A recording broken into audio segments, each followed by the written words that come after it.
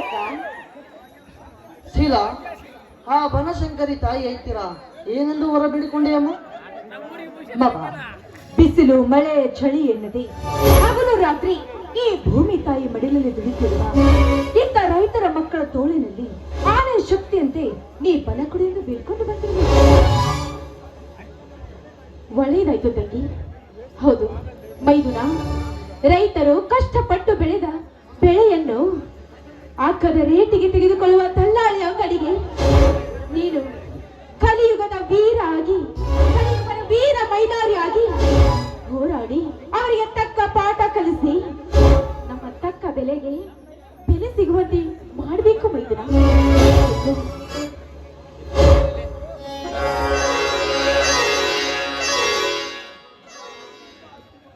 ಹತ್ತಿಗೆ ನಿಮ್ಮ ಆಶೀರ್ವಾದ ಹಾಗೂ ಅಣ್ಣನ ಆಶೀರ್ವಾದ, ಇಡೀ ಸಮಸ್ತ ರೈತ ಜನಾಂಗದ ಆಶೀರ್ವಾದ ನನ್ನ ತಲೆ ಮೇಲೆ ಇದ್ದರೆ ರೈತನ ಬೆಳೆಯನ್ನು ಅಗ್ಗದ ರೇಟಿನಲ್ಲಿ ತೆಗೆದುಕೊಂಡು ಕೂಡ ಅವರಲ್ಲಿ ಸ್ಟಾರ್ಟ್ ಮಾಡಿ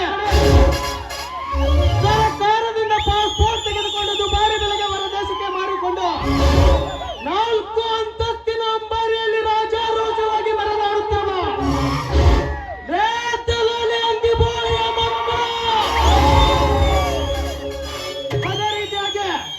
ರೈತನೊಂದಿಗೆ ಆವ ಮುಂಗಸ ಆಟ ಆಡುತ್ತಿರುವ MLA ದೇವೇಂದ್ರನಂತ ಶ್ರೀಮಂತ ರಾಜಕಾರಣಿಗಳು ಬಂಡತನದಿಂದ ಪುಂಡನೆಂದು ಮೆರೆದಾಡುವ ರೂಢವನ್ನು ಈ ಬಡವ ಬೀಜದ ಕೊಂಡಿಂದ ಕತ್ತರಿಸಿಕೊಂಡು ಬಂದು ನಮ್ಮೂರ ಅಗಸಿಯ ಬಾಗಿಲಿಗೆ ತೋರಣ ಕಟ್ಟುತ್ತೇನೆ.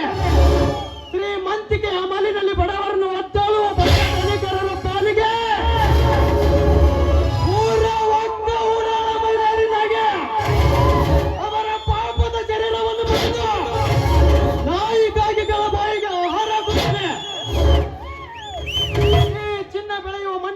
ದೇಶದವರು ಕೊಡುವ ಕಪ್ಪು ಹಣಕ್ಕೆ ಫ್ಯಾಕ್ಟರಿ ಕಟ್ಟಲು ಮಾರುವ ನಯ ವಂಚಕ ರಾಜಕಾರಣಿಗಳ ಬಾಯಿಗೆ ಅಂಕುಶ ಹಾಕಿ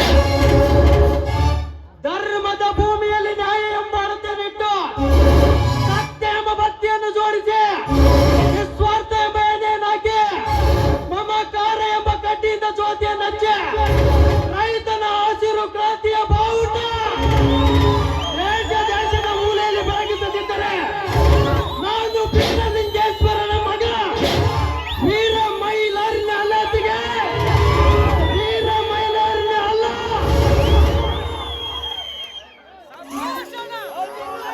ಮೈಲಾರಿ, ಈ ನಿನ್ನ ನುಡಿ 4 ಗೋಡೆ ಮಧ್ಯೆ ಇರುವುದಕ್ಕಿಂತ ರೈತ ಜನಾಂಗದ ಕಿವಿ ಮುಟ್ಟಬೇಕಾದರೆ ನಿನ್ನ ಕೈ ಕಚ್ಚಿ ಬಾಯಿ ಇಚ್ಛೆಯಲ್ಲಿ ಇಟ್ಟುಕೊಂಡು ರೈತರಿಗೆ ವಂಚನೆಗೈಯುವ ಭ್ರಷ್ಟ ದಲ್ಲಾಳಿ ಅಂಗಡಿಯವರೇ ಇರಲಿ, ಭ್ರಷ್ಟ ರಾಜಕಾರಣಿಗಳೇ ಇರಲಿ, ಮೋಸದ ಸರ್ಕಾರದ ಅಧಿಕಾರಿಗಳೇ ಇರಲಿ, ಅಂತವರಿಗೆ ಸೂರ್ಯ ತಂಗುಳ್ಳಿ ರಾಯಣ್ಣ ಸಿಂಧೂರ ಲಕ್ಷ್ಮಣರಂತೆ ಹೋರಾಡಿ ರೈತರ ಹಸಿರು ಕ್ರಾಂತಿಯ ಬಾವುಟವನ್ನು ವಿಧಾನಸೌಧದ ಮೇಲೆ ಆರಿಸುವ ತಕ್ಕದ್ದು ನಿನ್ನಿಂದ ಮಾತ್ರ ಸಾಧ್ಯ.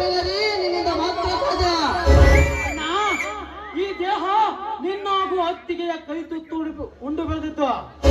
ಎದೆ ತಟ್ಟಿ ಹೆಮ್ಮೆಯಿಂದ ಹೇಳುವೆ, ಇಡೀ ದೇಶಕ್ಕೆ ಅನ್ನ ಹಾಕುವ ರೈತರಲ್ಲಿ ಒಬ್ಬರಾದ ರೈತರ ಮಣ್ಣನ ಮಕ್ಕಳೆಂದು ತಲೆ ಎತ್ತಿ ನಿಷ್ಠೆ ಎಂದು ಹೇಳುವೆ, ಹಾಲು ಮತ ಸಮಾಜದ ಕುರಿ ಕಾಯುವ ಕುರಿಗಾರನೆಂದು ನಮ್ಮ ನಿಮ್ಮೆಲ್ಲರ ಆರಾಧ್ಯ ದೇವನಾದ ರಾಯಣ್ಣನ ಮೇಲಾಣೆ ರೈತ ದೇಶದ ಬೆನ್ನೆಲುಬು, ರೈತರಿಗೆ ನ್ಯಾಯ ಮಾಡುವವರ ಅನುಭವವನ್ನು ಬದಲಾಯಿಸಿ ರೈತನ ಮಗ ಈ ರಾಜ್ಯದ ಮುಂದಿನ ಮುಖ್ಯಮಂತ್ರಿಯನ್ನಾಗಿ ಮಾಡುವುದೇ ನನ್ನ ಗುರಿಯಣ್ಣ. ಮೈಲಾರಿ, ಈ ನಿನ್ನ ಗುರಿಗೆ ನನ್ನ ಹಾಗೂ ನಿನ್ನ ಅತ್ತಿಗೆ ಆಶೀರ್ವಾದ ಸದಾ ನಿನ್ನ ಜೊತೆಗಿರುತ್ತದೆ.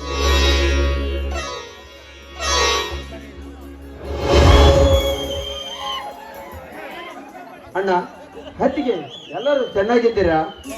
ಈಗ ಬಂದೆಯಪ್ಪ ಸಾಗರ್. ಸಾಗರ್, ಈ ಸಾರಿ ಆದ್ರೂ ಪರೀಕ್ಷೆ ಚೆನ್ನಾಗಿ ಬರೆದಿರುತ್ತಾನೆ. ರಾಮ ಲಕ್ಷ್ಮಣಂತಿರು ಅಣ್ಣಂದಿರು ಲಕ್ಷ್ಮೀ ಮಹಾಲಕ್ಷ್ಮಿಂತಿರು ಅತ್ತಿಗೆ ಆಶೀರ್ವಾದ ಸದಾ ಈ ಕಂದನ ಮೇಲೆ ಇರುವಾಗ ಪರೀಕ್ಷೆ ಚೆನ್ನಾಗಿ ಬರೆಯದೇ ಇರ್ತಾನ ಈ ಸಾಗರ್.